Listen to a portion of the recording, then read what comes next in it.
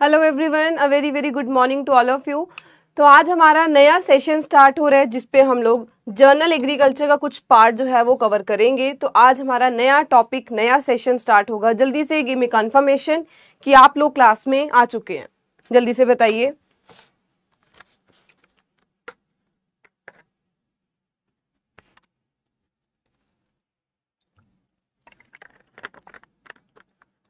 हाँ जी, जल्दी से कंफर्मेशन दीजिए, देन हम लोग सेशन को स्टार्ट करते हैं। जर्नल एग्रीकल्चर, जिसमें इस पार्ट में हम लोग पर्टिकुलरली क्या कवर करेंगे, जितने भी हमारे बेसिक्स रहते हैं एग्रीकल्चर को लेके। जैसे कि आज का अगर हम लोग टॉपिक देखें, क्योंकि रिकैप आज हमारा कुछ भी नहीं है, टॉपिक देखें तो पहले हम लोग पढ़ेंगे कृषि। एग्रीकल्चर होता क्या है, किस भाषा से डिराइव हुआ ये, देन इसकी कुछ जो शाखाएं हैं जिसमें हम लोग पोमोलॉजी, एंटोमोलॉजी, पैथोलॉजी, जितने भी डिफरेंट डिफरेंट इसकी ब्रांचेज हैं उनको पढ़ेंगे। थर्ड हमारे पास आएगा हिस्ट्री, क्योंकि ये नहीं है कि एकदम से जो एग्रीकल्चर है, जिस पेस पे आज हम लोग पहुंच गए हैं, इसी पेस पे वो स्टार्ट हुई थी। जिस पेस पे स्टार्ट हुई थी तब शायद लोगों को पता भी नहीं था कि एग्रीकल्चर में हम लोग कौन सी क्रॉप्स को किस टाइम पे बेस्ट होगा, जब हम लोग उसको मैक्सिमम प्रोडक्टिविटी जो है या मैक्सिमम उत्पादन कहें हम वो ले सकते हैं। तो इसकी जो हिस्ट्री है, जो पूरी हिस्ट्री हम देखेंगे कि किस प्रकार से ये कहाँ से शुरू हुई और आज हम इसको कहाँ तक लेके जा रहे हैं। आने वाले टाइम तक हम इसको प्रिसीजन, ताकि विदाउट वेस्टिंग हमारे रिसोर्सेज को किए हम और एक्यूरेटली एग्जैक्ट टाइम पे एग्जैक्ट हम लोग कैसे उसको डाल सकते हैं। जल्दी से मुझे कंफर्मेशन दीजिए। और लास्ट हमारी जो रहेगी वो होगी टर्मिनोलॉजीज को समझना, कि ये टर्मिनोलॉजीज जो है, मैं हॉर्टिकल्चर की बात करूं, पैथोलॉजी की बात करूं, एंटोमोलॉजी की बात करूं, तो ये जो टर्मिनोलॉजीज हैं ये किस किस भाषा से, लैंग्वेज से डिराइव हुए। ठीक है, चलिए बताइए, देन हम लोग सेशन को आगे स्टार्ट करते हैं। अभी तक पिछला हमारा जो पार्ट था हॉर्टिकल्चर, उसमें कोई डाउट हो तो बिल्कुल उसे भी आप टेलीग्राम ग्रुप पे डालिए, मैं उस पर भी देखती हूँ। और आज हमारा नया जो है सेशन वो स्टार्ट हो रहा है जर्नल एग्रीकल्चर। गुड मॉर्निंग श्रद्धा चौहान, त्रियाद,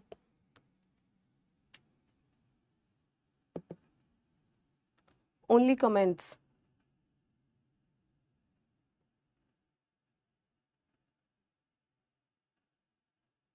हाँ जी, चलिए तो स्टार्ट करते हैं सेशन को। गुड, कहाँ पूछे थे मैंने आपको? वहां पूछा, कहा था टेलीग्राम ग्रुप पे, वहां पूछा था ओम प्रकाश। Good morning. चलिए तो सेशन को स्टार्ट करते हैं। ये आज के हमारे मेजर जो टॉपिक रहेंगे ये रहेंगे। ठीक है, तो पहले हम लोग मूव करते हैं कि वर्ड जो है ये एग्रीकल्चर, ये किस भाषा से, क्या इसका मतलब है। तो इसके वर्ड की ही बात करें, पहली बात, this is derived from Latin भाषा, कहे लेतिन भाषा जो है वहां से डिराइव हुआ है, जिसका मतलब क्या होता है। अब इसको दो पार्ट्स में अगर हम लोग डिवाइड करते हैं, पहला आता है एगर और सेकंड आता है हमारे पास कल्चर। ठीक है, एगर एंड कल्टीवेशन। कई बार ये क्वेश्चन पूछ लेता है, या क्वेश्चन पूछेगा कि किस भाषा से डिराइव किया है, या फिर एगर इसका मतलब क्या होता है। इसके मतलब की बात करें तो इसका मतलब रहता है फील्ड या फिर लैंड। और कल्चरा, कल्चरा का मतलब ही क्या हुआ, कल्टीवेशन। तो इस कल्चरा का मतलब कि हम उसकी कल्टीवेशन करें। जब एक मैं लैंड पे एक फील्ड एरिया जिसको मैंने डेजिग्नेट कर दिया कि ये फील्ड है, यहाँ पर जब मैं उसकी कल्टीवेशन कर रही हूँ, सिर्फ कल्टीवेशन में ये नहीं, उसकी प्रैक्टिसेस ही फॉलो कर रही हूँ, और भी हम इसमें इंप्रूवमेंट कैसे ला सकते हैं, प्लस एनिमल्स की रियरिंग। तो ये सारा का जो सारा पार्ट है ये हमारा आता है एग्रीकल्चर में। कई बार हम लोग यही बात पे मिस्टेक कर देते हैं कि हम लोग सोचते हैं कि एग्रीकल्चर में सिर्फ हम लोग जो है क्रॉप्स को कल्टीवेट कर रहे हैं। नहीं, इसमें हम लोग अलोंग विद क्रॉप्स कल्टीवेशन साथ साथ एनिमल्स की रियरिंग भी करते हैं। ठीक है, क्लियर है?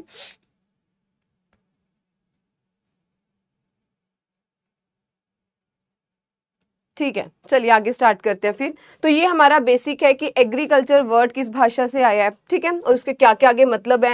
अलॉन्ग विद दिस हम इसमें एनिमल की रियरिंग करते हैं। नेक्स्ट आगे चलते हैं।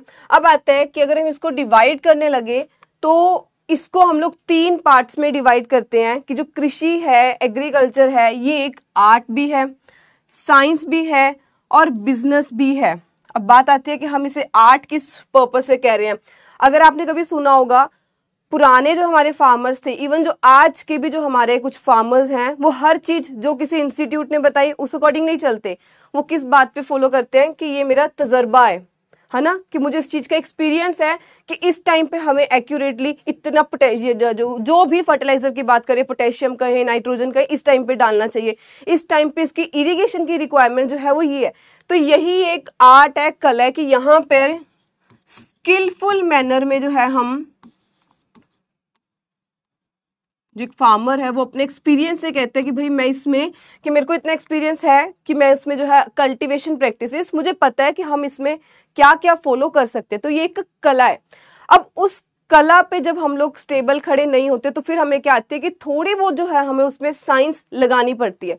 साइंस में कैसे, जैसे कि हम लोग आज क्रॉप ब्रीडिंग की बात करते हैं कि हम लोग डिफरेंट ब्रीड्स करके नई और क्रॉपिंग, जिसमें पर्टिकुलर जो मैं करेक्टर चाहती हूँ वो कैसे ला सकती हूँ। ब्रीडिंग हो गया, टेक्निक्स को यूज किया, प्रोटेक्शन टेक्निक्स मतलब कि कोई मैं टूल इंप्लीमेंट्स को यूज कर सकती हूँ। क्रॉप प्रोटेक्शन के लिए मैं क्या कुछ कर सकती हूँ, इंसेक्ट पेस्ट का अटैक आता है, मैं उस चीज के लिए कैसे वर्क कर सकती हूँ। ठीक है, तो ये एक साइंस है। अब सिर्फ साइंस तक भी नहीं हम रुके, इसमें एक और हम लोग जो कैटेगरी ऐड करते हैं वो है बिजनेस। क्योंकि हम इसमें, अगर आप आज के टाइम में देखेंगे किस प्रकार से हम इसमें मैनेजमेंट कर रहे हैं कंप्लीट लैंड, लेबर और कैपिटल की, तो यहाँ पे हम लोग एक मैनेजमेंट करते हैं कि हमें लैंड का सही तरीके से यूज करना है, लेबर का ताकि हम उसमें से जो आउटपुट है वो बढ़िया निकाल सके, और कैपिटल जो मैंने पैसा लगाया है इसको हम लोग, जैसे मैंने एक प्रोडक्ट बनाया, मैं अपने बिजनेस को और स्केल अप करने के लिए उसी एक प्रोडक्ट को कैसे आगे बढ़ा सकती हूँ।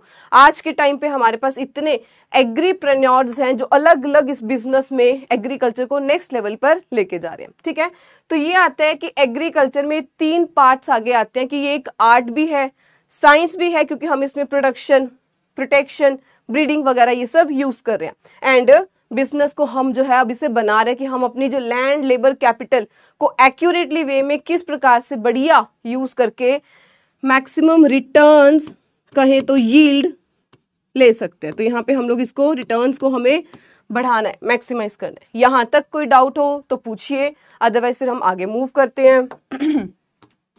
यहां तक कोई डाउट कि आर्ट क्यों है, साइंस क्यों है, बिजनेस क्यों है?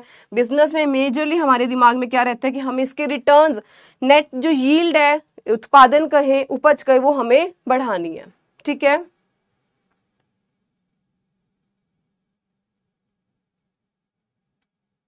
ठीक है, चलें आगे। फिर मैं ओम प्रकाश इसका देती हूँ आंसर। अच्छा, आप लोगों की हॉर्टिकल्चर की क्लासेस अभी होंगी, जुलाई में होंगी, ये IBPS CFO वाले बच्चों के लिए था। ठीक है, चलिए, तो ये हमारे लिए आता है मेजरली एग्रीकल्चर क्या है। अब कई बार हमसे क्वेश्चंस पूछ लेते हैं रिलेटेड टू ब्रांचेस, कि इसकी शाखाएं की बात करें कि कौन कौन सी इसकी ब्रांचेस हैं। तो मेजरली देखें, जैसे कि हम लोग बात करते हैं एग्रोनॉमी। एग्रोनॉमी में हम लोग बेसिकली किसके साथ डील करते हैं? क्रॉप की प्रोडक्शन के साथ, कौन सी क्रॉप किस टाइम पे, कितना उसमें क्या न्यूट्रिएंट डालना है, ये सारी जो बातें ये हम लोग करते हैं एग्रोनॉमी साइंस में। ठीक है, क्लियर है? ठीक है, नेक्स्ट हमारे पास आता है हॉर्टिकल्चर, बहुत बड़ी ब्रांच जिसमें सिर्फ एक चीज नहीं, fruits, vegetable, flower, ornamental plants, spices, condiments, plantation crops, ये सब के सबको हमने डाल दिया बागवानी की शाखा में, कि बागवानी को एक अलग से शाखा बना दो, उसकी जो अलग ब्रांच रखो जिसमें हम लोग ये सारी क्रॉप्स की स्टडी करेंगे। ठीक है, देन हमारे पास आया सिल्वीकल्चर। सिल्वीकल्चर का मतलब जहां पर हम लोग स्टडी ऑफ फॉरेस्ट कर रहे हैं, उसकी डेवलपमेंट हम लोग कैसे कर सकते हैं, उस कंप्लीट ब्रांच का नाम दे दिया सिल्वीकल्चर। जब मैं बात करूं विटीकल्चर, हॉर्टिकल्चर की एक फर्दर मिनी ब्रांच की बात करें जिसमें हम सिर्फ ग्रेप्स की, अंगूर की प्रोडक्शन की बात करते हैं, तो उसको एक कैटेगरी का नाम दिया विटीकल्चर। ठीक है, मतलब वाइन्स की कल्टीवेशन करना, ग्रेप प्रोडक्शन जो है बेसिकली उस पर फोकस करना। मोरिकल्चर, अब हमें पता है कि यहाँ पर हम लोग जो है तूतियां, शहतूत जिसको कहते हैं, मलबरी, उसकी प्रोडक्शन पे बात करें, क्योंकि इस पे हमारे जो सिल्क वॉर्म है उन्होंने आके फीड करना है। जो सिल्क वॉर्म मुझे सिल्क प्रोवाइड करेंगे सिल्क प्रोवाइड करेंगे, तो उनके अब रहने का वो भी तो हमें देखना है ना कि उसके लिए शहतूत जो है जहां पे उसने आके फीड करना है, उसने रहना है, वो हमें उसकी अगर हम कल्टीवेशन कर रहे हैं तो मलबरी की प्रोडक्शन कर रहे हैं, वो हम लोग पढ़ते हैं मोरिकल्चर में। नेक्स्ट हमारे पास आता है सेरिकल्चर, सिल्क वॉर्म की रियरिंग करना, उसकी ब्रीडिंग करवाना, ये सारी प्रैक्टिसेस हम लोग सिल्क वॉर्म के रिलेटेड जब कर रहे हैं, उसकी रियरिंग उसको हम लोग डालते हैं सेरिकल्चर ब्रांच में। नेक्स्ट आते हैं पोमोलॉजी, हॉर्टिकल्चर की ही एक ब्रांच जिसमें हम लोग फ्रूट साइंस को पढ़ रहे हैं, फ्रूट्स के बारे में पढ़ रहे हैं। ऑलैरिकल्चर जिसमें हम लोग वेजिटेबल्स के बारे में पढ़ रहे हैं। एपीकल्चर जिसमें कंप्लीट हनी बीज के बारे में कि हमें डॉर्सेटा लानी है, रॉक बी लानी है, जो भी उसमें लानी है, इटालियन बी लानी है, यूरोपियन बी लानी है, उन सब के बारे पढ़ना, तो उसको हम लोग डालते हैं एपीकल्चर ब्रांच में। नेक्स्ट हमारे पास आता है लास्ट इज एनिमल हस्बेंड्री, मतलब जिसमें हम लोग लाइफ स्टॉक की रेजिंग कर रहे हैं, प्रॉपर उनको जो एक्यूरेट कंडीशंस हैं वो प्रोवाइड कर रहे हैं, एंड ताकि वो हमें जो है अल्टीमेटली प्रोवाइड कर सके ह्यूमन के लिए फूड, मिल्क कहें या किसी भी पर्पस के लिए हम यूज कर रहे हैं, उस ब्रांच को नाम दिया गया एनिमल हस्बेंड्री। ठीक है, तो ये हमारा सेकेंड कैटेगरी थी जिसमें हमने पढ़ा कि कुछ ब्रांचेस जो हैं, शाखाएं जो हैं एग्रीकल्चर की, वो कौन कौन सी है। ठीक है, इसके अलावा भी और होंगी। मेजर जो थी वो मैंने यहाँ मेंशन कर दी कि टेबुलर फॉर्म में आपको प्रेजेंट कर दी कि मेजर इनमें से जो हम बात करते हैं वो कौन कौन सी है। इसके अलावा एंटोमोलॉजी है, पैथोलॉजी है, और भी बहुत सारी है। ठीक है, ऐसी बात करेंगे तो टोटल 74 अप्रोक्सीमेटली ब्रांचेस आती हैं एग्रीकल्चर में, जो कि हम लोग मेजरली नहीं पढ़ते। मेजर हमारे पास जो 10 से 15 होते हैं, हम उसी पे मेजर फोकस करते हैं। ठीक है, तो ये हमारी कुछ ब्रांचेस थी एग्रीकल्चर को लेके, कृषि की शाखाएं कौन कौन सी हैं। अब जो थर्ड हमारा पार्ट है which is history of agriculture. Ancient की मतलब कि पुरातन की अगर मैं बात करूं, पहले हम हिस्ट्री को 2 पार्ट्स में पढ़ेंगे, पर एक चीज की गारंटी आपको देनी है मुझे कि आप लोगों को, देखो इसमें जितने भी अब फिगर्स होंगी कि इस तारीख को, इस डेट, इस ईयर में क्या हुआ था, वो बिल्कुल आप लोगों को याद करना होगा। जैसे अगर मैं 1905 में बात करूं, कौन सा इंस्टीट्यूट आया था, तो जितनी भी लर्निंग की बातें आएंगी वो आपको याद करनी है। मेरा एज अ टीचर, मेरा एज अ मेंटर एक काम होगा कि मैं अपना कंटेंट जो है वो बढ़िया से बढ़िया प्रोवाइड कर दूं, 4-5 बुक्स पढ़ के जो बढ़िया कंटेंट है वो मैं आपको प्रोवाइड करूं, पर अब जो हिस्ट्री वाली बातें हैं वो सारी की सारी आपको खुद याद करनी पड़ेंगी। ठीक है, बिल्कुल। फिशरीज भी आएगा, मैंने पहले ही क्लियर किया, इसमें बहुत सारी ब्रांचेस आएंगी, हर एक को मेंशन करना थोड़ा मुश्किल होता है। ऐसे तो एग्रीकल्चर में बहुत सारी ब्रांचेस हैं, फर्दर जब हम लोग माइन्यूटली बात करते हैं तो और ब्रांचेस आ जाती हैं। ठीक है, जो मेजर है हमें वो पता रहनी चाहिए कि ब्रांचेस अगर हम लोग इसकी कृषि की बात करते हैं वो मेजरली कौन सी है। ठीक है, तो यहाँ पे हाँ मैंने आपको ये बात बता दी कि कंटेंट मेरी तरफ से है, बाकी जितने भी फिगर्स आएंगे, क्योंकि आज हम लोग हिस्ट्री को 2 पार्ट्स में पढ़ेंगे। पहली आएगी एंशिएंट हिस्ट्री, जो हमारी पुरातन हिस्ट्री रहेगी, थोड़ा सा हम लोग पढ़ेंगे फिर मॉडर्न एग्रीकल्चर को लेके, तो ancient agriculture and modern agriculture को लेके हम लोग पढ़ेंगे। ठीक है, पहले हम लोग स्टार्ट करते हैं इसमें, पहले हम लोग स्टार्ट करते हैं हिस्ट्री ऑफ एग्रीकल्चर।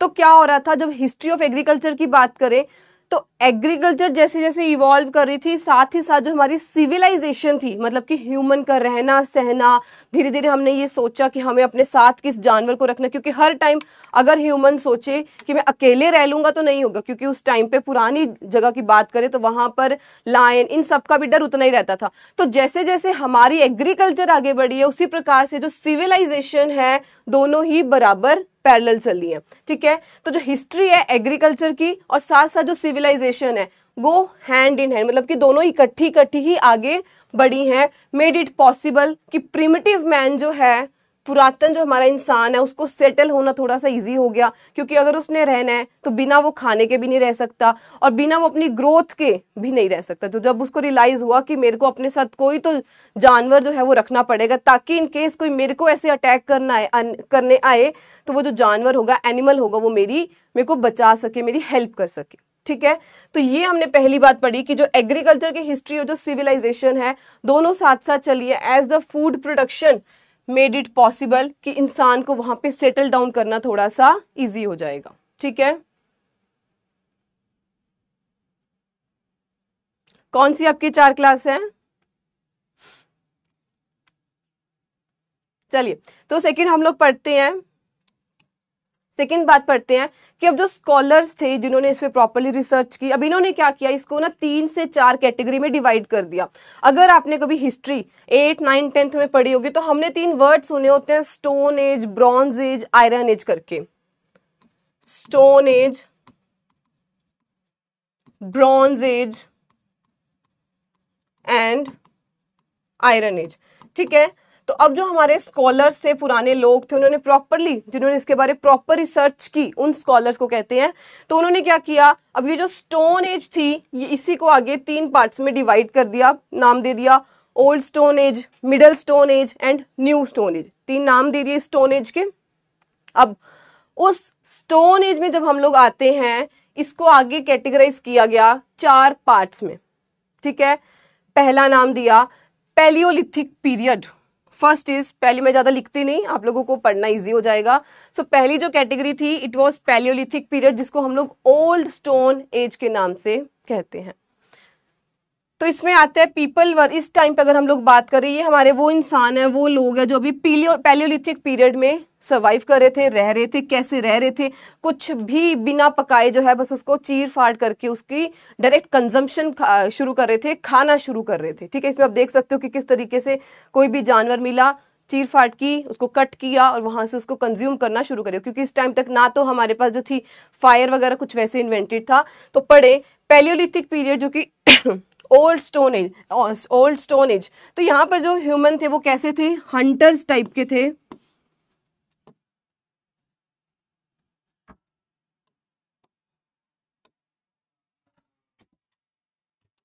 हाँ जी, तो यहाँ पे वो किस प्रकार के थे, हंटर्स थे और फूड गैदरर्स थे। अब धीरे धीरे आप खुद एनालाइज करोगे कि जैसे जैसे आगे हम लोग आगे एजिस में आएंगे तो हम बन गए थे फूड प्रोड्यूसर्स। जैसे आज हम लोग क्या कह रहे हैं कि इंडिया प्रोडक्शन में हायर है, क्योंकि अब हम लोग प्रोड्यूसर्स हो गए हैं।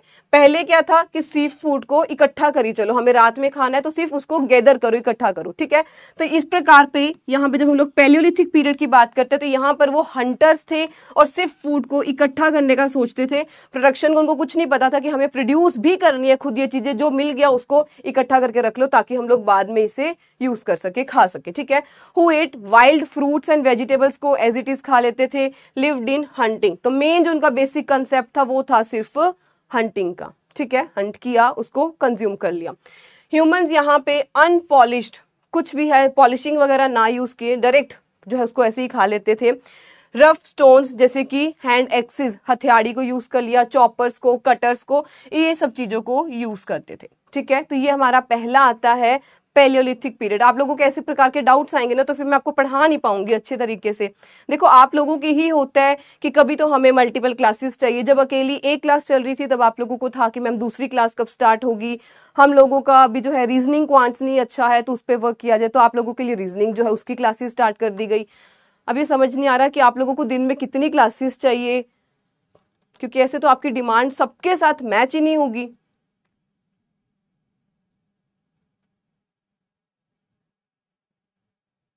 आई एडमिट आपकी ये चारों क्लासेस चल रही होंगी। जी अगर आप कह रहे हो करंट अफेयर्स के लिए तो वो तो सिर्फ आज के दिन है ना, आज के दिन आपको सिर्फ पूरी मंथली कंपाइलेशन मिल रही है। तो एक तो आपका एक्सक्यूज वैसे ही निकल गया कि जीए की क्लास है, जीए तो सिर्फ एक दिन के लिए चलेगी एनिमल हस्बेंड्री रीजनिंग प्लांट पे, तो बिल्कुल वो आपकी चलेगी, बिकॉज वो आप लोगों की ही डिमांड थी कि हमारी अभी तक जो है रीजनिंग की अच्छी तैयारी नहीं हो रही, क्वांट्स की नहीं हो रही, तो बिल्कुल वो आप लोगों के लिए लाया गया, ठीक है।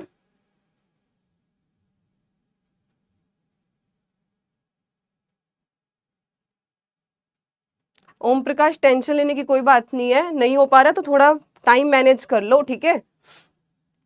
हाँ, क्योंकि इस प्रकार से फिर हमारी क्लास नहीं हो पाएगी ना अगर आप लोग ये क्वेश्चंस पूछेंगे तो।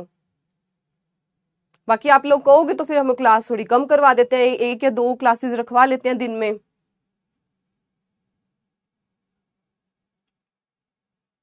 चलिए ठीक है जी, चलिए चलिए चलो। सेकेंड जो हमारे पास एज आती है वो है मीजोलिथिक पीरियड। अब मैंने आपको पहले बताया old stone age, middle stone age and then आएगी न्यू स्टोन एज, और चौथी जो होगी हमारी वो होगी चैल्कोलिथिक पीरियड, ठीक है। चलिए कोई प्रॉब्लम नहीं, बिल्कुल एक्सक्यूजेस मत ढूंढिए, अपनी मेहनत का देखिए। अगर मैं 1 घंटा फोन चला रहा हूँ उसको छोड़ के मैं और क्या कर सकता हूँ उस पर फोकस करिए। कुछ ज्ञान मिल रहा है पर क्वालिटी ज्ञान मिल रहा है तो बिल्कुल उसके लिए जाइए, ठीक है। हर प्रकार के ज्ञान के लिए मत भागना, जहां पे अच्छा मिल रहा होगा वो पढ़िए बस, ठीक है। चलिए सेकंड हमारे पास आता है मीजोलिथिक पीरियड, जिसको कि नाम दिया गया मिडल स्टोन एज। तो ये हमारी है मीजोलिथिक पीरियड, जहां पे लोग अब धीरे धीरे क्या यूज करने लगे, इन्वेंटेड वुडन बाउल्स। पहले तो जो अनपॉलिश्ड कुछ भी उनको मिल रहा है वो खा भी रहे थे, और कुछ भी डायरेक्ट मिल रहा है पत्थर वगैरह वही को उसको वो यूज कर रहे थे। यहां पर आके उन्होंने क्या किया, अपने वुडन बाउल्स जो है, वुडन हथियार थोड़े वो देखिए इस प्रकार से वो बनाने शुरू कर रहे हैं, उसको प्रॉपर शेप देना, क्योंकि अब उनको समझ आने लगी कि जैसे हम वो पढ़ते हैं ना, pressure is equal to force by area.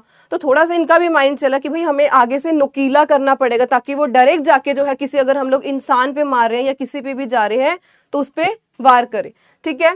तो यहाँ पे उन्होंने वुडन बाउल्स को, एरो को for hunting and boats for fishing, क्योंकि अब उन्हें समझ आया कि हम लोग ये फिश जो है उसको भी कंज्यूम कर सकते हैं, तो उन्होंने धीरे धीरे ये बोट्स देखिए इसको भी इन्वेंट करना, बनाना कहें तो शुरू कर दिया था, ठीक है। तो यहाँ पढ़े people of this age lived on hunting, अभी भी चल उनका हंटिंग ही रहा था, अब वो fishing, food gathering initially, but later on जो था they also domesticated animals and कल्टी। हाँ पहले क्या था, सिर्फ वो गैदर करने पे फोकस कर रहे थे कि हम सिर्फ सारी चीजों को कैसे इकट्ठा कर सके। यहां पर आके उन्होंने क्या किया, अपने थोड़ा बहुत साथ साथ एनिमल्स को रखना शुरू कर दिया, डोमेस्टिकेटेड एनिमल्स, कल्टिवेटेड प्लांट्स, थोड़ा बहुत उन्होंने यहाँ पे अपना स्टार्ट कर दिया कि अब हमें ये चीजें साथ साथ अपने पास जो है वो रखनी पड़ेगी, thereby paving the way for agriculture. तो एग्रीकल्चर की थोड़ी जो शुरुआत थी यहाँ से उन्होंने स्टार्ट कर दी कि अब हमें अपने साथ कोई एनिमल को भी रखना चाहिए, और कुछ हद तक जो है एग्रीकल्चर के लिए जो मोस्ट इंपॉर्टेंट क्रॉप्स है वो हमें अपने नजदीक जो है वो लगा लेनी चाहिए, ठीक है। देन आता है, तो यहाँ पे फर्स्ट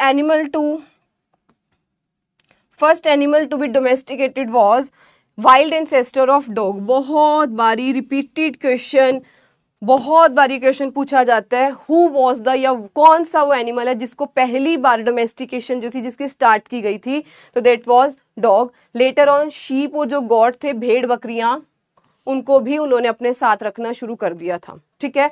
बट सबसे पहला अगर पूछते हैं तो बिल्कुल वो डॉग है। बहुत बारी रिपीटेड क्वेश्चन है ये, अगर वो जर्नल एग्रीकल्चर के पार्ट से पूछते हैं कि बताइए कौन सा, what was the first domesticated animal, तो बिल्कुल वो डॉग है। लेटर ऑन शीप, गॉट्स है, इन सबको भी अपने साथ इन्होंने रखना शुरू कर दिया था। अब देख सकते हो मीजोलिथिक पीरियड में आके इन्होंने अपने कुछ इस प्रकार से वुडन चीजों की जो है एक्टिविटीज वो स्टार्ट कर दी थी, एनिमल्स को साथ रखना स्टार्ट कर दिया था, प्लांट्स की कल्टिवेशन जो है उसको करनी स्टार्ट कर दी थी, ताकि ये ना हो कि इन केस हमें कभी खाना नहीं मिल रहा तो भूखे ना मर जाए, ठीक है।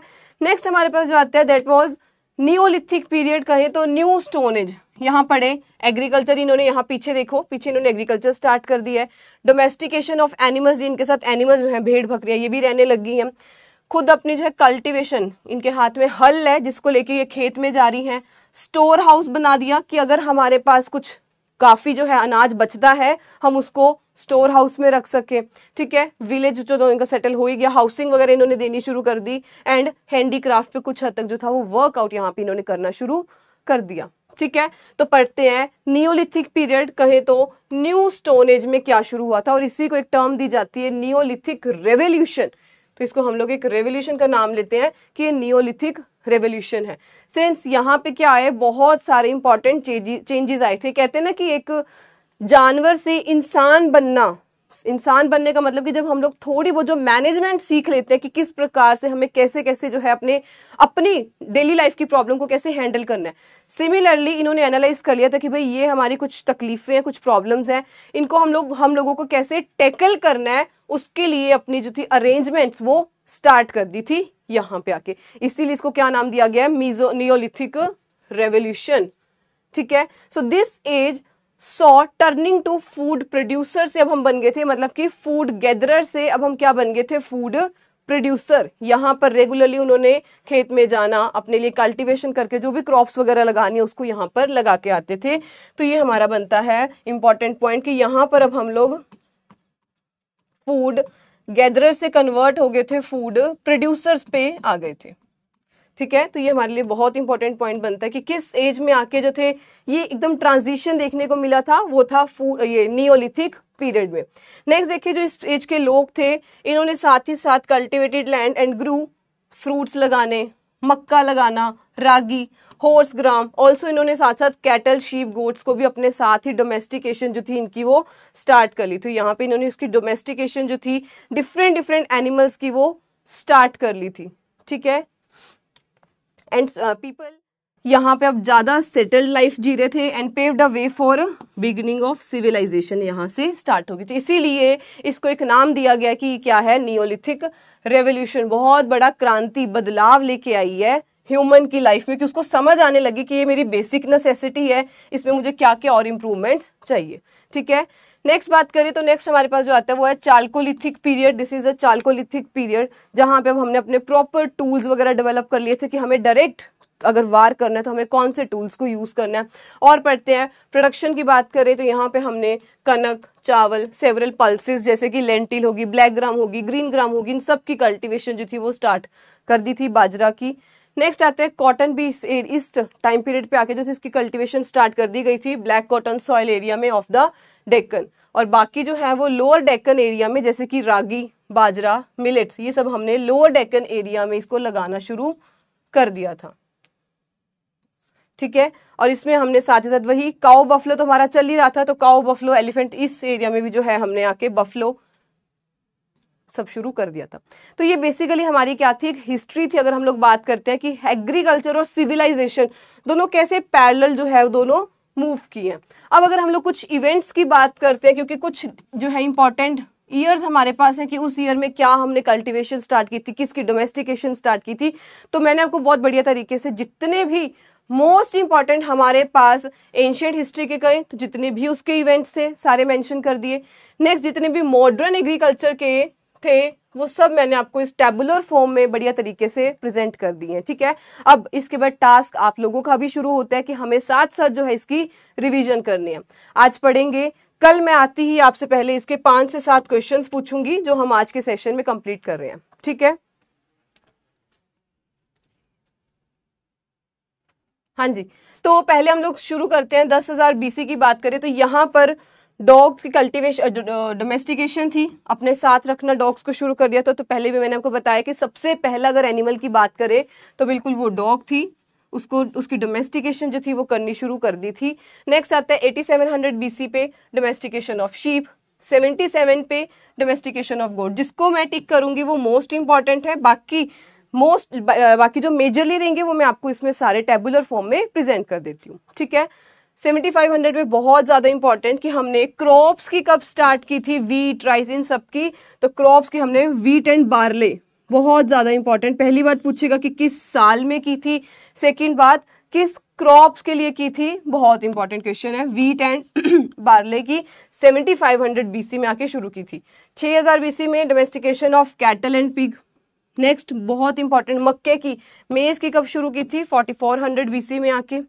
4000 में आके राइस की स्टार्ट कर दी थी कल्टीवेशन कहें। पोटैटो की 3500 BC। ये सारे के सारे जितने भी मैं मार्क कर रही हूँ किसी ना किसी एग्जाम में पूछे गए क्वेश्चन है सारे। अब पूछा गया व्हील भी है कि बताइए जो व्हील था वो किस हिस्ट्री के टाइम में बात करें तो कब इन्वेंट किया गया था, कब उसको यूज उसकी जो थी स्टार्ट कर दी गई थी। तो वो 3400 BC में आके जो था है उसकी यूज जो है वो इन्वेंट किया गया था। तब कौन सा टाइम पीरियड था, 3400 BC, ठीक है। तो ये सारे हमारे लिए बहुत इंपॉर्टेंट है। इसमें से डॉग की कल्टीवेशन जो है इसकी डोमेस्टिकेशन कब शुरू हुई है, पहली क्रॉप्स कौन सी आई है, बहुत इंपॉर्टेंट है। राइस की कब आई है, इसकी मेज की बात करें, मक्के की कब आई है, ये सारी, पोटैटो की कब आई, ये सारी हमारे लिए बहुत इंपॉर्टेंट है, ठीक है। नेक्स्ट हम लोग कुछ एंशिएंट एग्रीकल्चर की बात करें, रिपीटेड क्वेश्चन की बताइए प्लो जो है हमने 2900 BC में स्टार्ट किया था, इन्वेंट किया था। और इरिगेटेड फार्मिंग हमने इसी पीरियड में, कई बार हमसे ऑप्शंस में ये पूछते हैं। अभी मैं आपको एक और भी दिखाऊंगी जो भी हाल ही यूपीएससी के एग्जाम में भी मैंने अपने टेली पे भी शेयर किया था, टेलीग्राम पे भी ये क्वेश्चन पूछा गया था।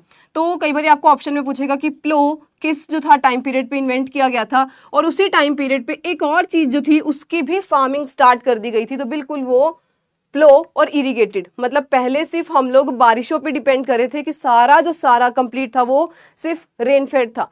धीरे धीरे हमें रियलाइज हुआ कि अगर बारिश नहीं भी हो रही तो हम सिर्फ बारिश पे हर टाइम निर्भर नहीं रह सकते, हमें कुछ हद तक जो है वो इरिगेशन भी, सिंचाई, आर्टिफिशियल एप्लीकेशन ऑफ वाटर अपने खेत को देनी पड़ेगी। तो यहाँ पे ये स्टार्ट हो गया था।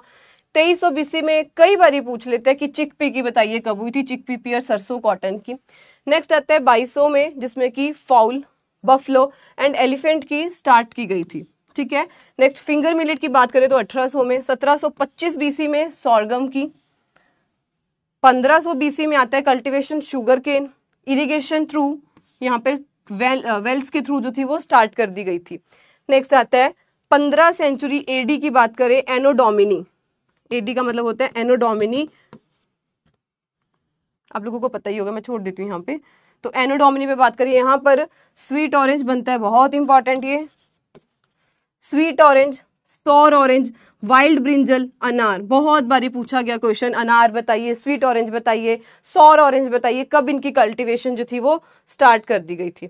अब हम लोग आते हैं अपने नेक्स्ट पे, जो कि अभी इसी साल यूपीएससी का पूछा गया क्वेश्चन है, और बिल्कुल देखिए आपके सामने वो एज इट इज क्वेश्चन लिखा हुआ है, जो कि था कि बताइए पुर्तगीज जो है, पोर्टुगीज बताएं तो ये 16वीं सेंचुरी में क्या क्या इन्होंने इंट्रोड्यूस किया था। ऑप्शंस में था introduction of several crops in India, India में बताइए, पुर्तगीज कहें, पोर्टुगीज कहें, क्या क्या लेके आए थे। तो आपके ऑप्शन में था यहाँ पर गावा, पपीता, एक और क्रॉप थी पाइनएप्पल। ठीक है। तो तीनों की तीनों देखें तो तीनों ही हमारी 16वीं सेंचुरी में भारत में किसने इंट्रोड्यूस की थी ये सारी क्रॉप्स को, पोर्टुगीज ने। तो यहाँ पे हमारा जो करेक्ट आंसर था बिल्कुल उसका था ऑप्शन नंबर डी, मतलब कि ABCD करके था। तो तीनों जो थी मतलब कि हमारी तीनों क्रॉप्स ही 16वीं सेंचुरी एडी में बात करें तो बिल्कुल ये लाई गई थी। एडी के बारे में बताइए, एडी का मतलब होता है,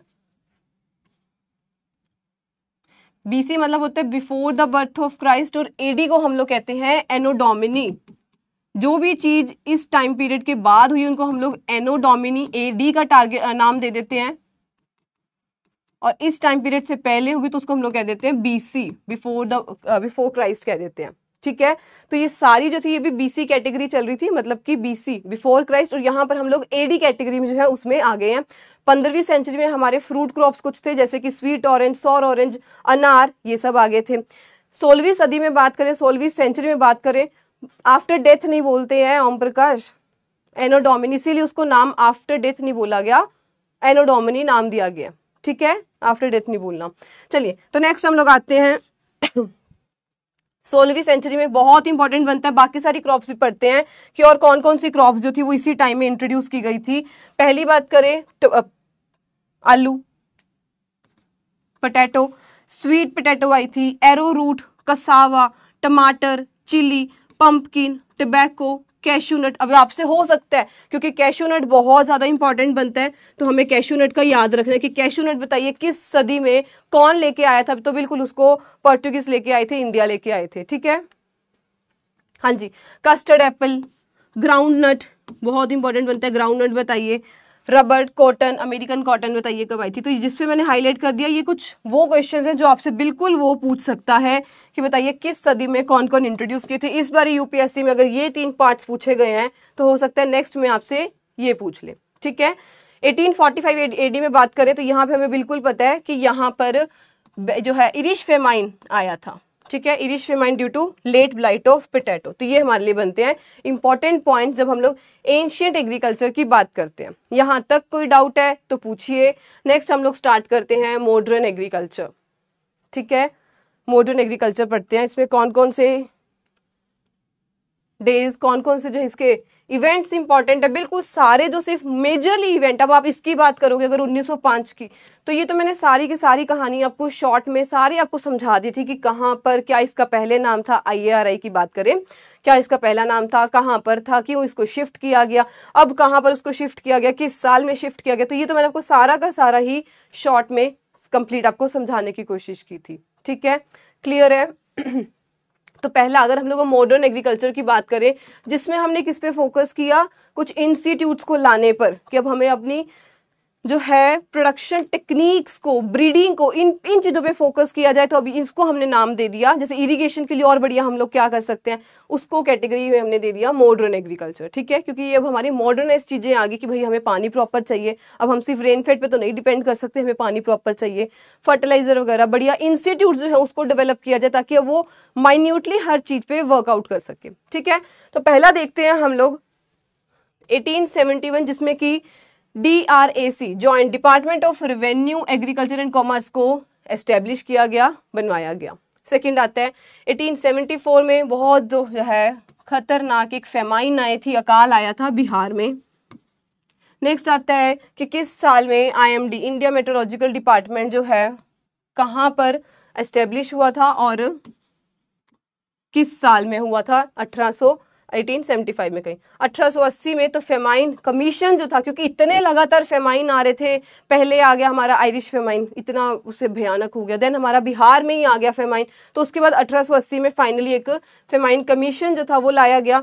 1901 से लेके 1905 में बात करें, मोस्ट इंपॉर्टेंट, जिसमें एग्रीकल्चर के मेजर जो कॉलेजेस थे उसको एस्टेब्लिश किया गया। अब किस किस जगह पे किया गया था? तो एग्रीकल्चर कॉलेजेस वर एस्टेब्लिश एट पुणे, कानपुर, सबोर, नागपुर, एक तो हमारा चला गया पाकिस्तान लियालपुर एंड पंतनगर। तो ये कुछ जो इंपॉर्टेंट लोकेशन, 6 लोकेशन पे जो थे इनको एस्टेब्लिश किया गया। ठीक है, नेक्स्ट आते हैं 1901 में। अब इरिगेशन को फोकस करने लगे तो 1901 में आके फर्स्ट इरिगेशन कमीशन जो था वो लाया गया था। याद रखना है, फेमाइन कमीशन कब आया था, इरिगेशन कमीशन कब अपॉइंट किया गया था। ठीक है, 1905 में सारी की सारी जो स्टोरी आपको सुनाई हुई है कि पहला नाम क्या था, इंपीरियल एग्रीकल्चर रिसर्च इंस्टीट्यूट। कहाँ पर था ये, जिसको अब हमने क्या नाम दे दिया, इंडियन का।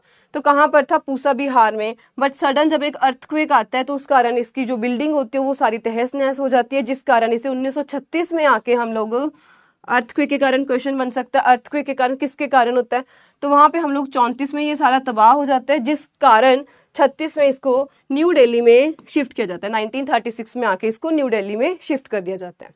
ठीक है, इंपॉर्टेंट हमारे लिए बनते हैं। अब कुछ आते हैं, कुछ प्रोजेक्ट्स को लेके बात करें। ये वैसे आप सारे के सारे जो हैं एक्सटेंशन एजुकेशन में भी कवर करेंगे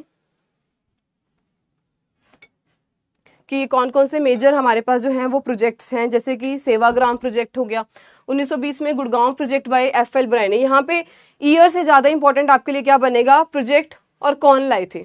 ठीक है, एग्जाम में हमसे ईयर नहीं इतना पूछेगा, बट आपसे सबसे ज्यादा पूछेगा कि प्रोजेक्ट। और ये अक्सर क्वेश्चन जो है मैच द फॉलोइंग में आपको देखने को मिलेगा।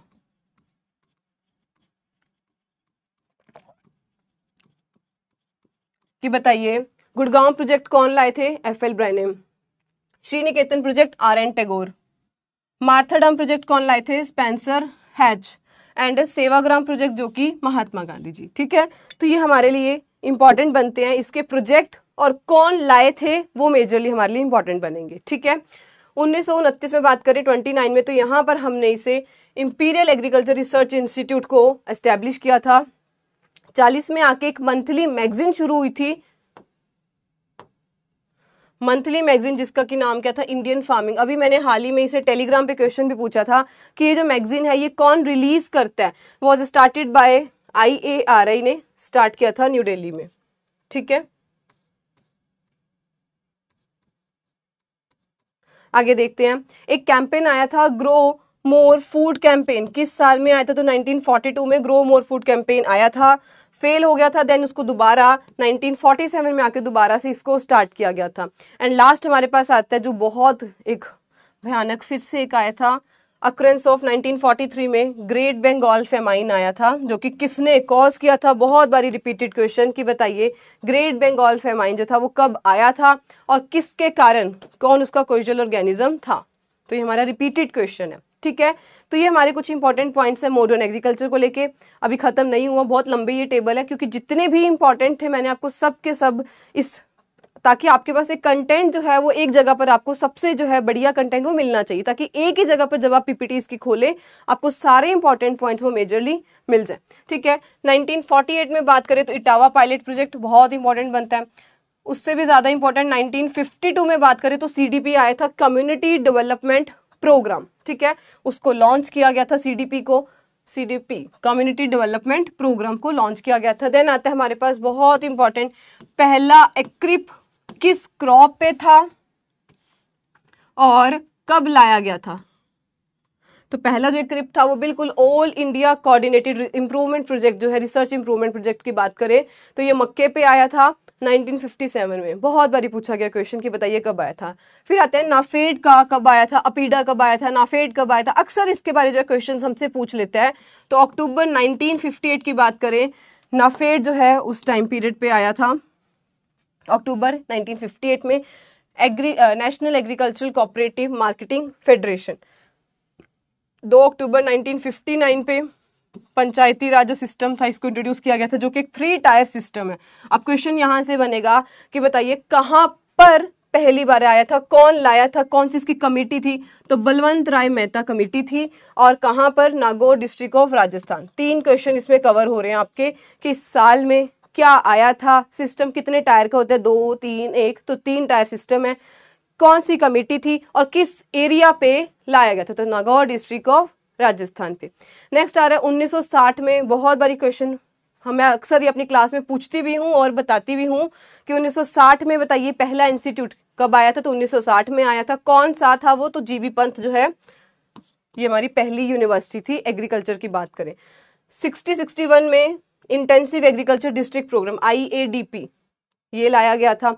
63 में आके नेशनल सीड कॉर्पोरेशन जो था, जिसपे बेसिकली वो सीड्स पे, सीड की इंप्रूवमेंट पे काम करते थे, वो 1963 में आए थे।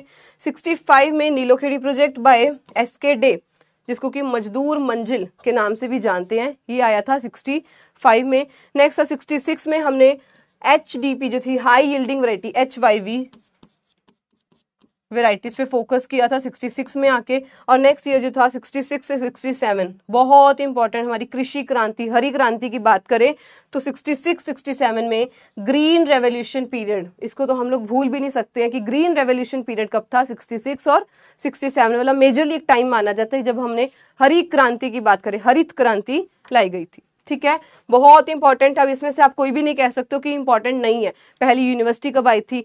बीइंग मैं कहूँ, मैं फिर आपको रिपीट करती हूँ कि मैं सिर्फ यहाँ पर सिर्फ एग्जाम को लेके हम लोग टारगेट नहीं कर रहे।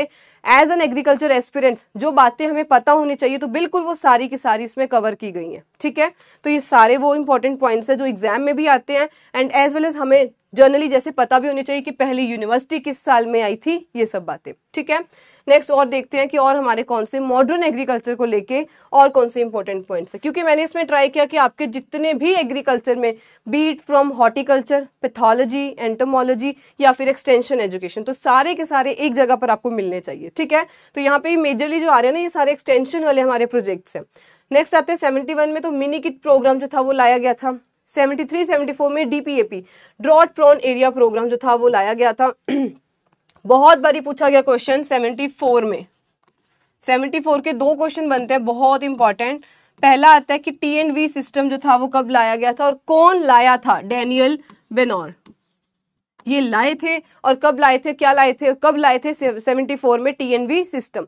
एक और पहला KVK की बात करें कहां पर था तो किस कमिटी में आया था? तीनों इंपॉर्टेंट क्वेश्चन है। 74 में पहला KVK एस्टेब्लिश किया गया था, किस कमेटी के अंडर? तो मोहन सिंह मेहता कमेटी। एंड कहां पर? पौंडीचेरी में। किस यूनिवर्सिटी के अंडर जो था वो? TNAU कोयम्बटूर। ठीक है, तो ये सारे पॉइंट्स हमारे लिए इंपॉर्टेंट बनते हैं। अब देखो अगर आपने रिपीटेडली पढ़े होंगे तो आपके लिए कोई याद करने मुश्किल नहीं है। बेसिकली आपको लगेगा उल्टा हमें बढ़िया कंटेंट जो था वो सही जगह मिल गया है ना, क्योंकि ये बेसिक सारी वही बातें जो हम लोग हमेशा स्टार्टिंग जब भी एग्रीकल्चर की करते हैं पहले 3-4 पन्नों पर यही बातें लिखी होती है ना, हिस्ट्री को लेके और जितने भी इंपॉर्टेंट इवेंट्स या कहीं माइलस्टोन इन एग्रीकल्चर कौन कौन सी है, तो वो सारी आपको इजी रहेगा आपके लिए भी पढ़ना। यहाँ पे 76 में बात करें तो यहाँ पर NREP national rural employment programme लाया गया था। अंत्योदय योजना की बात करें तो 76 में आया था। 77-78 में DDP डेजर्ट डेवलपमेंट प्रोग्राम 77-78 में। 79 में TRYSEM which is training for rural youth for self employment लाया गया था। बहुत बारी पूछा गया question lab to land programme बताइए जो कि और किसकी गोल्डन जुबली पे आया था, ये 2 क्वेश्चन इसमें से पूछेगा। तो started lab to land programme LLP on the occasion of golden jubilee, तो ये गोल्डन जुबली पे आया था ऑफ ICR। नेक्स्ट 82 में और क्या हुआ था? एडवांसमेंट ऑफ पीपल, कपाट कई बार पूछते हैं, council for advancement of people's action and rural technology, CAPART कब आया था? तो 82 में। और 82 में हमारा एक बहुत इंपॉर्टेंट जो इंस्टीट्यूशन था वो स्टैब्लिश किया गया था जिसका नाम है नाबार्ड। तो 12 जुलाई 1982 में NABARD national bank for agriculture and rural development ये आया था 82 में। ठीक है, चलिए तो ये हमारा बनता है most important point from modern agriculture. कुछ और देखते हैं। 89 में बात करें तो इंटीग्रेटेड वाटरशेड डेवलपमेंट प्रोग्राम, किसान क्रेडिट कार्ड। अक्सर आपसे एमसीक्यूज बेसिस में बहुत बारी क्वेश्चन पूछते हैं कि किसान केसीसी बताइए कब आया था, तो 1998। और रबी 1919 की बात करें तो यहाँ पर ये इंश्योरेंस स्कीम जो थी वो लाई गई थी, national agriculture insurance scheme, NHM. मैंने अभी आपसे लास्ट टाइम एग्जाम में तो इसमें क्विज में पूछा था कि एनएचएम कब आया था, नेशनल हॉर्टिकल्चर मिशन।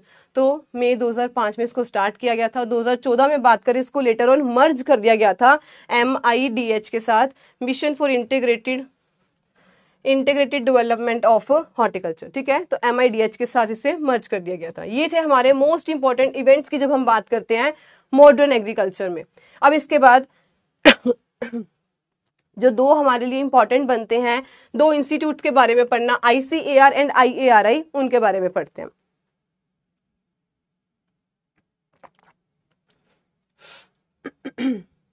तो पहला हमारे पास आता है 16 जुलाई 1929, 1929 में क्या हुआ था, ICAR को रजिस्टर किया गया था। पहली बात यहाँ पे आके हमने एज अ रजिस्टर्ड सोसाइटी के अंदर इसको रजिस्ट्रेशन जो थी वो की गई थी। तो ICAR की यहाँ पे सेटअप हुई थी 1929 में आके। मार्च 1946 में आके पहला यहाँ पर जो था under president Jogendra Singh, imperial का नाम जो था वो चेंज कर दिया गया था इंडियन पे, Indian council of agriculture research. ठीक है, तो ये दो इंपॉर्टेंट इवेंट जब हम लोग ICAR की बात करें वो किस किस साल में हुआ था। अब आप लोग मुझे इसका आंसर दीजिए। प्रेसिडेंट की बात करें तो वो यूनियन मिनिस्टर जो होते हैं एग्रीकल्चर के, वही इसके प्रेसिडेंट होते हैं। नाम बता दो कौन है यूनियन मिनिस्टर आज के टाइम पे। और जो DG है ICAR के, वो डेयर के भी हेड होते हैं। तो सेक्रेटरी ऑफ डेयर, उसके जो DG होते हैं वो ICAR के, वही डेयर के सेक्रेटरी होते हैं। दोनों के मुझे नाम बता दीजिए कौन कौन से हैं। पहले प्रेसिडेंट की बात करें तो वो हैं मोहम्मद हबीबुल्ला जो है वो पहले प्रेसिडेंट हैं। यहाँ पे मुझे दोनों के आंसर बताइए क्या क्या रहेंगे। चलिए बताइए।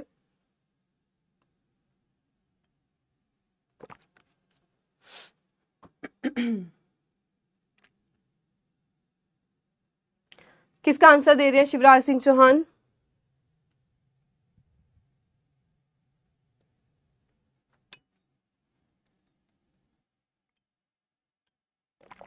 बिल्कुल करेक्ट है। नेक्स्ट बताइए। DG ऑफ ICAR,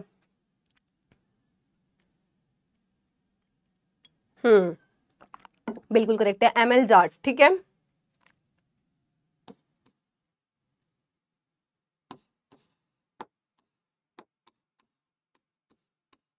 चलिए तो ये हमारा इंपॉर्टेंट था रिलेटेड टू ICAR। नेक्स्ट हम लोग देखते हैं IARI।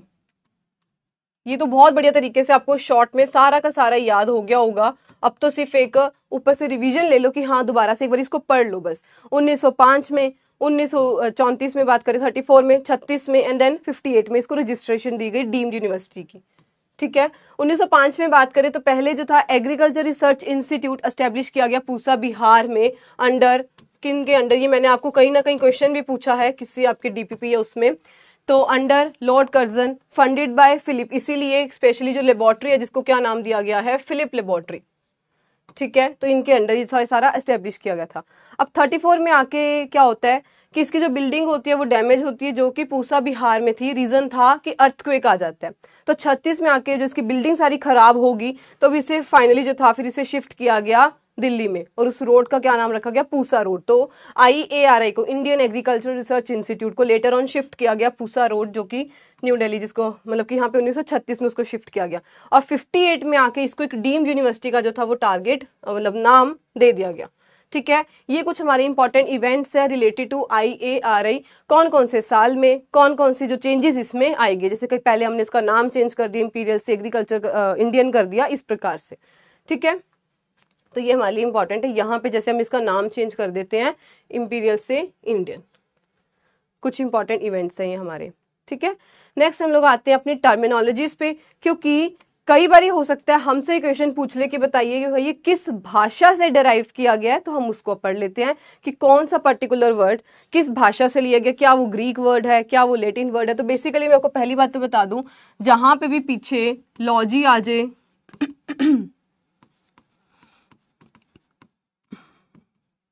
देखो पहला हमारे पास वर्ड है एग्रोनॉमी। जो एग्रोनॉमी वर्ड है वो बेसिकली है, अभी आपको मैं सारी इसकी कैटेगरीज भी बताऊंगी, डीम्ड यूनिवर्सिटी क्या है और उसमें फर्दर कौन कौन सी यूनिवर्सिटीज आती हैं। आज जो हमारा टॉपिक है वो सिर्फ है इंट्रोडक्शन टू एग्रीकल्चर, ठीक है, कि आज हम लोग सिर्फ ये समझ लें पहली बात कृषि क्या होती है, कैसे ये इवॉल्व होके आज जहां हम पहुंचे, कहाँ पे कैसे मतलब हम लोग पहुंचे हैं। मेजरली जो थी इसमें हिस्ट्री में ही हमने इंपॉर्टेंट इवेंट्स पढ़े हैं क्या क्या थे, एंड नेक्स्ट हम लोग पढ़ रहे हैं टर्मिनोलॉजीज। कल के सेशन में हम सारे यही पढ़ेंगे, इंपॉर्टेंट इंस्टीट्यूट्स कौन से हैं, रेवोल्यूशंस कौन कौन से, वो बिल्कुल सारे के सारे जो रहेंगे हम लोग कल कवर करेंगे, ठीक है। एनआरसी कितनी है, सारी आपको एक ही जगह पर टेबुलर फॉर्म में सारी मैं आपको प्रेजेंट कर दूंगी ताकि आप लोगों के लिए पढ़ना इसको ईजी रहे, ठीक है। तो पहले हम लोग ये बात करते हैं कि इसकी टर्मिनोलॉजीज देखें, कृषि शब्दावली किस भाषा से आए हैं ये, क्योंकि ये क्वेश्चंस हमारे बन सकते हैं और ये सारे क्वेश्चंस जर्नल एग्रीकल्चर कैटेगरी में ही आते हैं कि जर्नल एग्रीकल्चर की कैटेगरी में हमसे कौन कौन से क्वेश्चंस वो पूछ सकते हैं। तो यहाँ देखते हैं टर्मिनोलॉजीज को लेके। पहला आता है एग्रोनॉमी, कौन सी भाषा से है, मेजरली हमसे ये भाषा ही पूछेगा, फर्दर इसके कम ही पूछते हैं कि ग्रोस का मतलब क्या होता है, नोमी का मतलब क्या होता है, ये बहुत कम पूछेगा। तो हमारे लिए मेजर जो इंपॉर्टेंट बनेगा वो बनेगा किस भाषा से ये डिराइव हुआ, ठीक है। तो पहला पढ़ते हैं एग्रोनॉमी, जो कि ग्रीक वर्ड है। एग्रोस का मतलब क्या होता है, फील्ड, और नॉमी का मतलब कि हम वहां पर जब उसकी फील्ड की सॉइल की मैनेजमेंट कर रहे हैं तो उसको हमने नाम दे दिया एग्रोनॉमी। तो एग्रोस का मतलब कि फील्ड और नॉमस का मतलब कि उसको मैनेजमेंट करना, उसकी मैनेजमेंट करना। नेक्स्ट आता है हॉर्टिकल्चर, जो कि एक लैटिन वर्ड है। तो बेसिकली जहां पर भी आपको मेजरली कल्चरा वर्ड दिख जाता है, इसका कल्चर वर्ड, तो वो आता है लैटिन भाषा से। और जहां पर भी आपको नोमी या लोजी दिख जाता है, नोमी या लोजी, तो वो ग्रीक से है, ठीक है।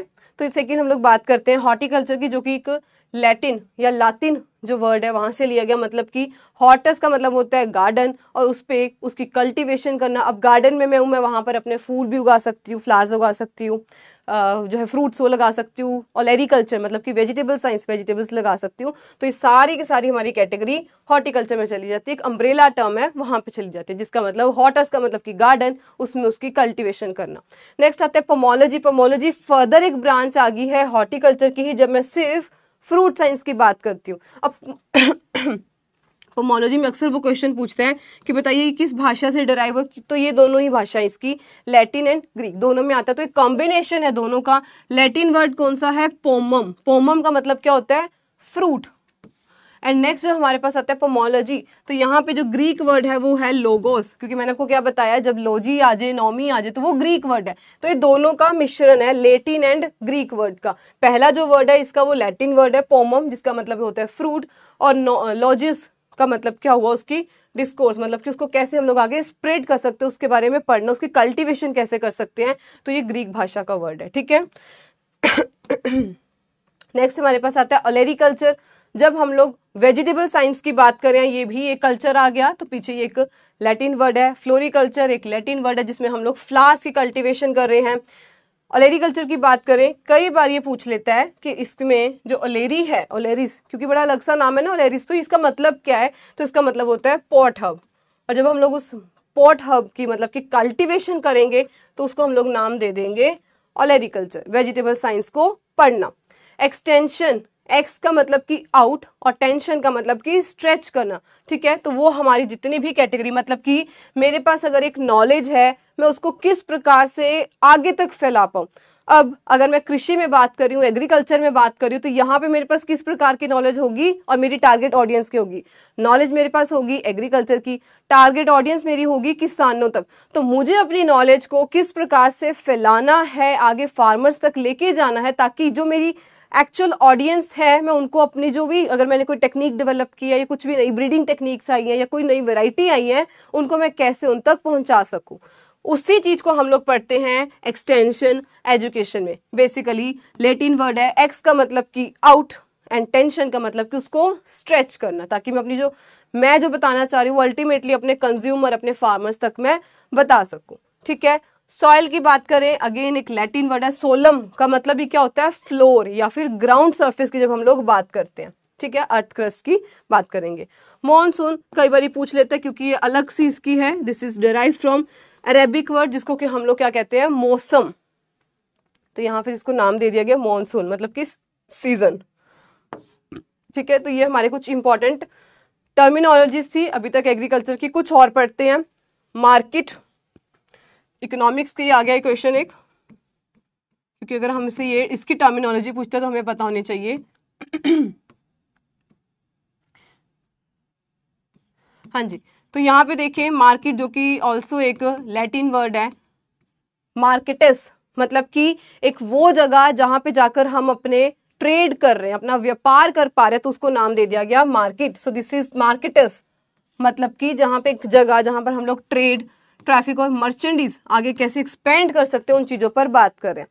क्रेडिट, क्रेडिट का मतलब कि जब मैं आपको किसी कोई पैसा दे रही हूं तो आप क्या कहोगे, हमें क्रेडिट मिला है, इसका मतलब आई ट्रस्ट यू। जब हम लोग इसका बात करते हैं क्रेडो, क्रेडो का मतलब ही क्या होता है कि आई ट्रस्ट यू, कि आपने जो भी लिया है उसको सही तरीके से बढ़िया, अपने जो आपको एक्चुअल यूज है उसके लिए ही आप इसको इस्तेमाल कर रहे होंगे। सो क्रेडिट जो कि एक लैटिन वर्ड है, अगेन क्रेडो का मतलब कि आई ट्रस्ट यू, या कहीं पे आपको ऑप्शंस में मिल सकता है आई बिलीव यू। ठीक है, ये दोनों आपको मिल सकते हैं, आई ट्रस्ट यू या फिर आई बिलीव यू। इकोलॉजी की बात करें, वैसे इकोलॉजी का ज्यादा पूछता नहीं है, बट फिर भी हमारे लिए मेंशन करना इंपॉर्टेंट है। इकोलॉजी, लॉजी आ गया तो this is a Greek word oikos, मतलब कि इकोलॉजी में हम लोग क्या पढ़ते हैं, उसका इन्वायरमेंट किस तरीके से है, कैसे उसकी जो इकोसिस्टम कैसे वर्क कर रही है। तो यहाँ पर क्या है, ऑक्योस मतलब कि हाउस या ड्वेलिंग प्लेस, और लोगस मतलब कि उसकी स्टडी करना। So this is ecology. Next हमारे पास आता है एंटोमोलॉजी, कीट के बारे में पढ़ना। तो ये एक ग्रीक वर्ड है एंटोमोन, मतलब कि इंसेक्ट और उसके बारे में पढ़ना। This is entomology means cut into, आगे इसको हम लोग पार्ट्स में कट करके अच्छी तरह से समझे कि किस इंसेक्ट का कौन सा पार्ट जो है, डैमेजिंग पार्ट कौन सा जो ये आके क्रॉप्स पे फीड करता है। जैसे हमें पता है कि एफिड में जो है उसके कौन सा पार्ट वो फीड करता है, जैसिड का कौन सा पार्ट है, तो उसके बारे में कंप्लीटली कट करना, उसको सेक्शंस में कट करना, देन उसको स्टडी करना, ये सारी जो चीजें ये हम लोग पढ़ते हैं एंटोमोलॉजी में। मेट्रोलॉजी, जब हम लोग एग्रीकल्चर मेट्रोलॉजी, मौसम विभाग की कंप्लीट बात करते हैं, तो this is metrology part. Again ये ग्रीक वर्ड है। मीटियोर्स का मतलब क्या होता है, अबव द अर्थ सरफेस, अर्थ के ऊपर जितनी भी मैं चीजों की स्टडी कर रही होंगी मौसम को लेके, या जो भी अराउंड में चल रहा होगा, वो हम उसको क्या नाम देते हैं, मीट्रोलॉजी में पढ़ते हैं। ठीक है, तो above the earth surface, atmosphere में पढ़ना, एंड लॉजी का मतलब कि वही उसकी स्टडी करना। तो ये हमारे कुछ इंपॉर्टेंट टर्मिनोलॉजीज थी जिसके बारे में हम लोग अक्सर पढ़ते हैं, हमसे अक्सर क्वेश्चंस पूछे जाते हैं। जैसे मैंने बहुत बार एग्जाम में क्रेडिट का क्वेश्चन देखा है कि क्रेडिट के बारे में आपसे क्वेश्चन पूछ सकते हैं। मार्केटस या मार्केट जो है फर्दर वर्ड क्या है, तो वो मार्केटस होता है, जिसका मतलब क्या होता है, प्लेस ऑफ ट्रेड वगैरह। ठीक है, ये सारे हमारे लिए इंपॉर्टेंट बनते हैं। तो ये था हमारा आज का, जिसमें बेसिकली हमने 4 पॉइंटर्स को कवर किया है। स्टार्ट किया हमने एग्रीकल्चर क्या होता है, सेकंड हमने पढ़ा कुछ उसकी ब्रांचेस एग्रीकल्चर की, देन हमने हिस्ट्री मोस्ट इंपॉर्टेंट, और सारी की सारी जो इंपॉर्टेंट हिस्ट्री थी बिल्कुल वो आपको यहाँ पर बता दी गई है कौन कौन सी हैं। एंड देन आती है इसकी कुछ टर्मिनोलॉजीज,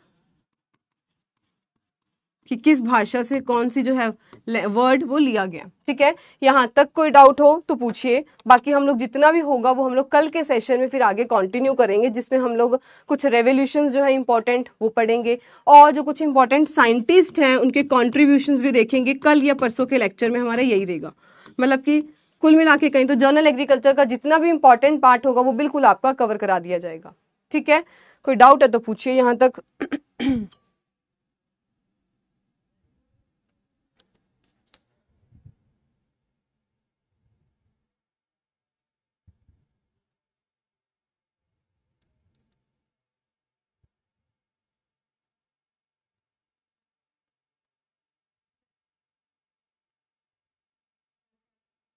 नो, क्लियर है।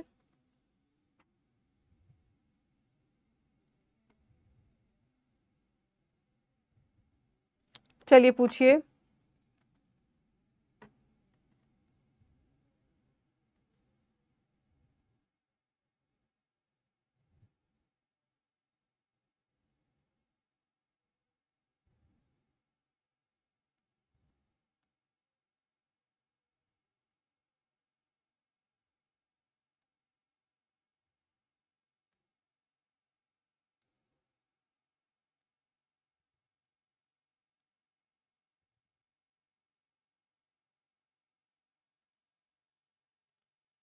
हाँ जी, no doubt ma'am.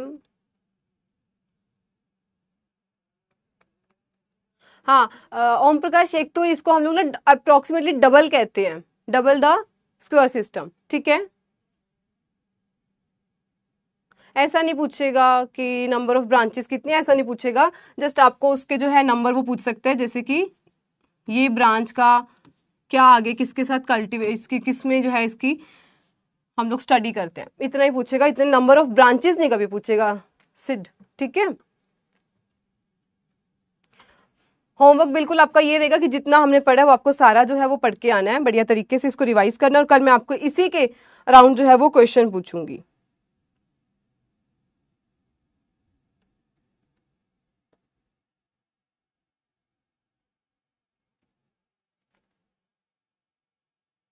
Indian farming, ये आईसीआर की है।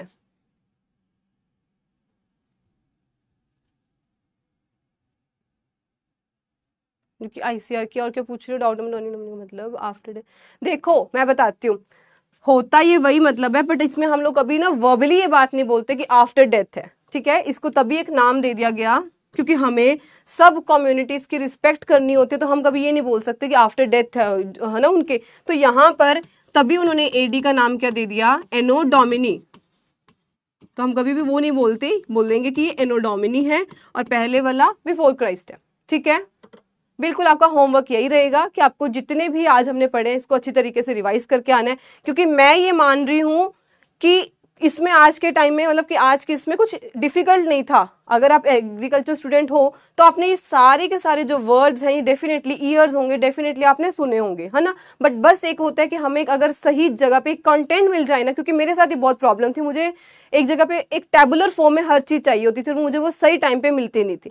तो मेरा सिर्फ एक टारगेट था कि मैं आपको वो एक जो सही टेबुलर फॉर्म में आपको मैक्सिमम जो कंटेंट जितना प्रोवाइड कर सकती हूँ मैं आपको सिर्फ वो करवा दूं, ठीक है। तो बिल्कुल आपके लिए इजी होगा इसी को रिवाइज करना, इसी के लिए अच्छी तरह से जो अपने पीडीएफ से पढ़ना, जो इंपॉर्टेंट ईयर्स हैं, किस साल में क्या हुआ है एग्रीकल्चर को लेकर उसको पढ़ना, ठीक है। यस ना, ठीक है। चलिए, तो आप लोगों को बिना एक मिनट भी वेस्ट किए हम लोग सेशन को एंड करते हैं। कोई अगर डाउट आता है तो बिल्कुल मैं पहले बता रही हूँ, मेरे जो डाउट इंजन है वो चल नहीं रहा, तो आप लोग मेरे टेलीग्राम सेशन पे आके, जो मेरे टेलीग्राम का डिस्कशन ग्रुप है वहां पर पूछ सकते हैं, और मैं ट्राई करती हूँ कि आपको वहां पे जो है जितना जल्दी मैं आंसर दे सकती हूँ तो मैं बिल्कुल वहां पर आपको प्रोवाइड कर दूँ, ठीक है। यहाँ मेरे को लगता है इस नाम से ही होगा, शगुन मैम डिस्कशन ग्रुप होगा इसका नाम,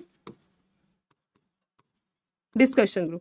और कल आप लोगों से ही एक वीडियो चैट पे बात करके आपकी प्रॉब्लम्स का सुन के उसका सोल्यूशन सच में बहुत बढ़िया लगा, समझ में आया कि हमें और अभी जो है किस प्रकार से और आपके लिए इंप्रूवमेंट वर्क करना है। और अभी भूलना मत, 10 बजे हमारा बहुत इंपॉर्टेंट करंट अफेयर्स का सेशन है, मिलते हैं वहां पर, मोस्ट इंपॉर्टेंट करंट अफेयर, ठीक है। कुछ अपने तरीके से मैं पढ़ाऊंगी तो उसमें हमें हो सकता है पहले करंट अफेयर में थोड़ी दिक्कत भी आएगी कि आप लोगों को समझ ना आएगा, बट लॉन्ग टर्म के लिए आपके लिए बहुत बढ़िया वो, ठीक है। मैंने नाम बता दिया, शगुन मैम पीडब्ल्यू के या नाम से मेरा टेलीग्राम चैनल है, वहां पर ही ऊपर जाके इस प्रकार से एक वो चैट का होगा, वहां पे क्लिक करोगे तो वहां पर डिस्कशन ग्रुप होगा, डिस्कशन ग्रुप में ज्वाइन हो जाना। फिर मत कहना कि हम लोग वहां पर जो था डाउट इंजन में पूछ रहे थे बट हमें पता नहीं चला, क्योंकि मेरा वो ओपन नहीं हो रहा, ठीक है।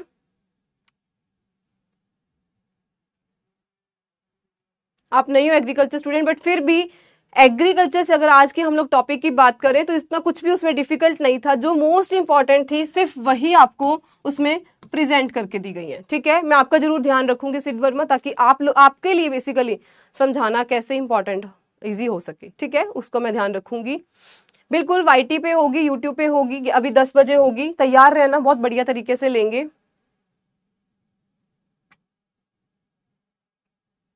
हाँ जी, कोई और डाउट है तो पूछिए, अदरवाइज मैं आप लोगों का टाइम नहीं वेस्ट करना चाह रही, अपना पढ़ने बैठ जाइए जो भी पढ़ रहे। फिर आप लोग कह रहे हो कि आप लोगों के सेशन भी बहुत चल रहे हैं, है ना, तो आप लोग अपना बढ़िया से पढ़ने बैठ जाइए। चलिए, कोई और डाउट है तो पूछिए। ग्रुप नेम मैंने आपको बता दिया, शगुन मैम पीडब्ल्यू, डिस्कशन ग्रुप होगा, मैं भी चेक कर लेती हूँ, यही होगा वैसे। हाँ, किसी अनुभव ने अभी ज्वाइन भी किया, यही है शगुन मैम पीडब्ल्यू डिस्कशन ग्रुप, ठीक है, इसमें आप ज्वाइन हो सकते हो। चलिए, बिल्कुल मिलेगा, थोड़ा सा टाइम दे दो मुझे भी। किसने पूछा था? सुमित, थोड़ा सा टाइम दे दो। ठीक है जी, चलिए फिर सेशन को एंड करते हैं और मिलते हैं फिर हम लोग कल के सेशन में, जर्नल एग्रीकल्चर पार्ट 2। और इसी से पहले हम लोग मिलेंगे करंट अफेयर्स की क्लास में। प्रीवियस ये बिल्कुल हम लोग मई महीने का करेंगे। जून अब शुरू हो गया, कुछ मैंने एक न्यूज रखी है जो मैं जून की भी कवर करूंगी, बाकी मई महीने की होंगी। और सारी नहीं, क्वांटिटी के पीछे मैं नहीं भागने वाली हूँ, मैं क्वालिटी पे ही फोकस करूंगी। ठीक है, एक न्यूज कम दे दूंगी बट क्वालिटी आपको देनी है मुझे, क्वांटिटी पे कोई मेरा है नहीं। ठीक है, चलिए तो फिर एक और एडवाइस आ गई। ठीक है,